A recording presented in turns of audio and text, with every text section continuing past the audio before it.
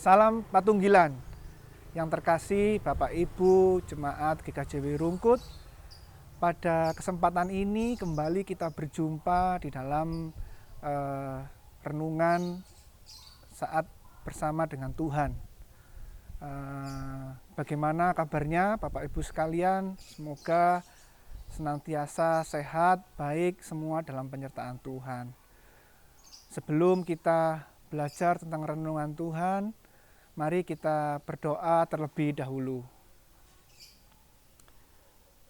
Bapa dalam kerajaan surga, terima kasih ya Tuhan, Engkau telah menyertai serta membimbing kami dari segala aktivitas kami yang kami lakukan sehari-hari, sehingga pada saat ini Tuhan, kami boleh berhenti sejenak untuk kembali kami merenungkan kebenaran firman-Mu.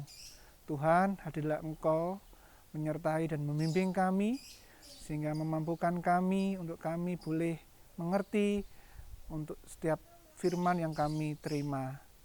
Terima kasih ya Tuhan, ampuni kami atas segala dosa dan kesalahan kami. Di dalam nama Tuhan Yesus Kristus, kami berdoa dan mengucap syukur. Haleluya. Amin. Bapak Ibu yang terkasih di dalam Kristus, ada satu hal yang unik yang ternyata juga baru saya ketahui, bahwa di dalam bahasa Inggris kata ibadah itu diterjemahkan sebagai kata worship dan service. Nah, untuk kata yang kedua yaitu service, itu seringkali yang muncul dalam pikiran atau dalam benak kita.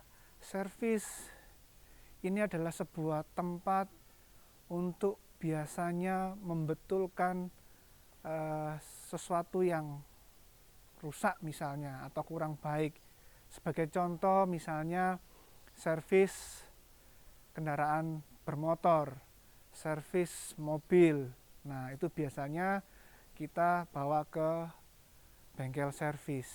Nah, Bapak Ibu, kali ini saya mencoba menggambarkan kondisi di mana ada dua bengkel servis. Misal adalah bengkel yang pertama, bengkel servis yang bentuknya sangat besar, bagus, peralatannya lengkap, fasilitas ruang tunggunya juga mumpuni, juga memadai, sehingga ketika orang datang ke bengkel ini, rasa nyaman itu bisa segera diperoleh. Sedangkan kondisi bengkel yang satunya, tempat servis yang satunya, ini bertolak belakang Bapak Ibu. Tempatnya sederhana, alatnya juga ya tidak seberapa lengkap, mungkin ruang tunggunya juga tidak senyaman bengkel yang pertama, atau tidak sewangi bengkel yang pertama. Namun Bapak Ibu, ketika ternyata mobil yang atau kendaraan yang kita servis di bengkel yang pertama yang bagus tadi, setelah keluar dari bengkel itu beberapa hari kemudian mengalami kerusakan kembali, sehingga Bapak Ibu harus kembali ke bengkel. Nah, di kondisi yang satunya, di bengkel yang kedua yang jauh lebih sederhana, yang tidak sebagus bengkel yang pertama, ternyata sekeluarnya dari bengkel, mobil atau kendaraan kita malah bisa bertahan dalam jangka waktu yang cukup lama, tidak mengalami kerusakan. Hal ini mungkin pernah kita alami Bapak Ibu dalam peristiwa keseharian kita, khususnya mungkin bapak-bapak nih yang sering servis motornya atau mobilnya. Jadi Bapak Ibu, apa yang bisa kita cermati dari dua contoh yang tadi adalah ternyata kualitas sebuah servis itu tidak ditentukan oleh apa yang terjadi di dalam bengkel tersebut. Tidak bisa diukur apa yang kondisi yang dialami di bengkel tersebut, tapi justru kualitas servis itu bisa kita rasakan, bisa kita ukur ketika kita sudah mencoba sendiri kendaraan itu berjalan, kita pakai sehari-hari, ada kendala atau tidak.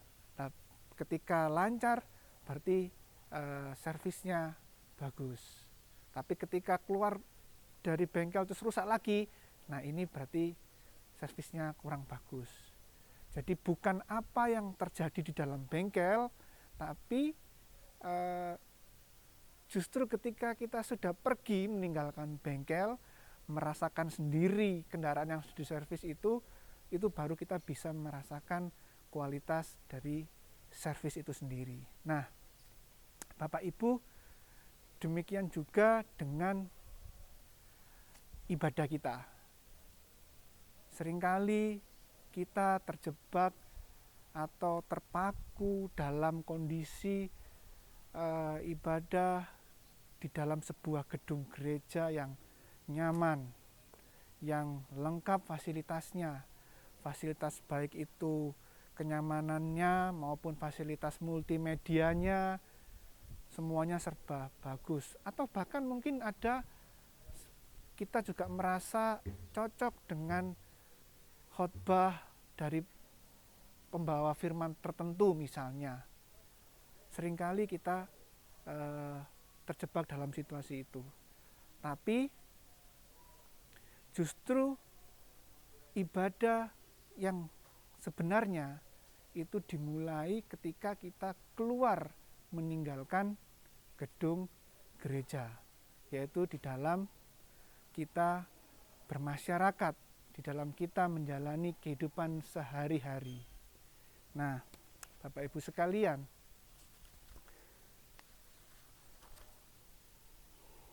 ada ayat yang akan kita bacakan ya, dari ilustrasi yang tadi saya sampaikan,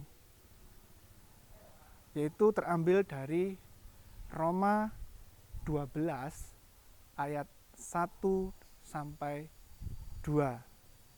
Nah, terambil dari Roma 12 ayat 1 sampai 2.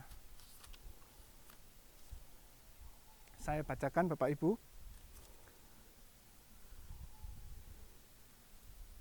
Persembahan yang benar.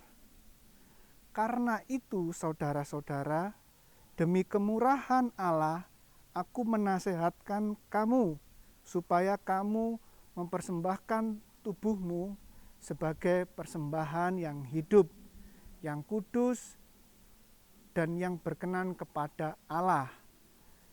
Itu adalah ibadahmu yang sejati. Ayat yang kedua, janganlah kamu menjadi serupa dengan dunia ini, tetapi berubahlah oleh pembaharuan budimu, sehingga kamu dapat membedakan manakah kehendak Allah, apa yang baik, yang berkenan kepada Allah, dan yang sempurna. Bapak Ibu, dalam kita menafsirkan atau merenungkan kedua ayat ini dari Roma 12 ayat 1 sampai 2, mungkin seringkali kita menjadi agak sedikit memiliki penafsiran bahwa orang Kristen itu harus menutup diri ya. Jadi orang Kristen itu harus fokus untuk hal-hal yang sifatnya rohani. Nah, sebetulnya kunci dari ayat yang kita baca ini adalah terletak pada satu ayat sebelum ayat yang kita baca tadi, yaitu di Roma 11 ayat 36. Saya bacakan Bapak Ibu. Sebab segala sesuatu adalah dari Dia dan oleh Dia dan kepada Dia. Bagi Dialah kemuliaan sampai selama-lamanya. Ini Roma 11 ayat 36, terletak satu ayat persis sebelum Roma 12 ayat 1 sampai 2. Jadi Bapak Ibu, dikatakan di sana di Roma 11 ayat 36, sebab segala sesuatu adalah dari Dia. Jadi Bapak Ibu, kita sebagai orang Kristen memang semestinya berorientasi kepada Allah. Dikatakan di sini bahwa Allah adalah sumber dari segala sesuatu, baik itu hal-hal yang sifatnya rohani maupun sifatnya material, semua yang ada di dunia ini. Maka dari itu di ayat selanjutnya ada penghubung karena itu. Jadi di situ Rasul Paulus mengajak jemaat di Roma ini untuk berorientasi penuh kepada Allah, sehingga tidak bisa lagi kita membedakan urusan rohani dengan urusan duniawi, bahwa semuanya itu menjadi satu bagian sebagai bentuk ibadah kita kepada Allah. Bapak Ibu sekalian, pada Roma yang ayat 1 itu dikatakan bahwa tubuh kita menjadi ibadah yang sejati. Nah, itu maksudnya kita harus menyerahkan semua diri kita untuk kegiatan baik itu di dalam gereja maupun hal-hal yang di luar gereja.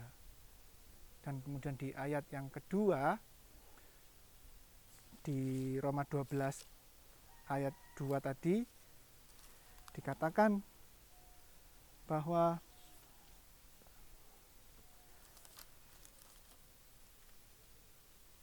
janganlah kamu menjadi serupa dengan dunia ini. Bapak Ibu, ayat ini tidak bermaksud kita tidak boleh terlalu masuk ke dalam dunia ini, tapi justru tidak menjadi serupa itu bisa terjadi ketika kita masuk ke dalam dunia, namun kita tidak ikut larut di dalam dunia itu. Sebagai contoh, kita memperjuangkan satu hal yang berbeda dengan kehidupan di dunia. Semisal jika di dalam dunia terjadi ketidakadilan, maka kita harus memperjuangkan keadilan. Jika di dalam dunia terjadi perpecahan, permusuhan, peperangan, maka kita harus muncul sebagai sosok pemersatu, sebagai sosok yang mendamaikan, sehingga kita tidak menjadi serupa dengan dunia. Nah, Bapak Ibu sekalian, singkatnya dari renungan kita pada hari ini adalah bahwa segala sesuatu yang kita alami dalam kehidupan kita sehari-hari harus kita maknai secara mendalam, bukan sebagai efek daripada ibadah, tapi segala sesuatu yang kita lakukan dalam kehidupan sehari-hari itu juga merupakan ibadah kita kepada Allah sendiri. Demikian renungan kita, sehingga kiranya kita semua dimampukan dalam menjalankan setiap aspek kehidupan kita.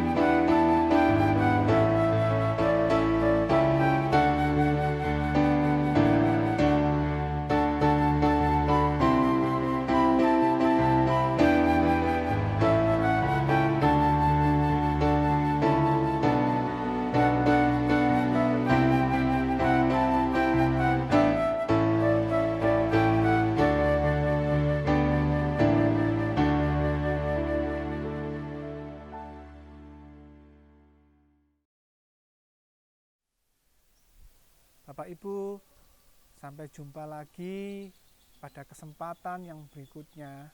Terima kasih atas kebersamaan kita pada saat ini. Kiranya kita bisa dipertemukan kembali pada renungan-renungan berikutnya. Maka dari itu, marilah kita menerima berkat Tuhan. Damai sejahtera, hikmat, dan kasih karunia yang dari Allah Bapa kiranya senantiasa menyertai serta membimbing kita sekalian. Amin.